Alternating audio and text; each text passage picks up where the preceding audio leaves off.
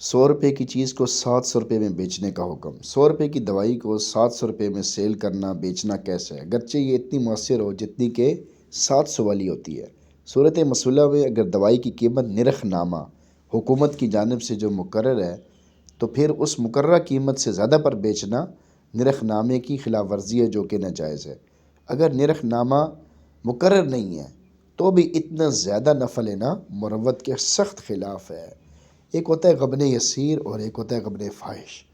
تو یہ اتنا زیادہ منافع لینا یہ غبن فاحش میں آ جاتا ہے، تو یہ مستقل طور پہ الگ سے معلوم کرنا چاہیے یا دیکھنا چاہیے یا عرف کو بھی دیکھنا چاہیے۔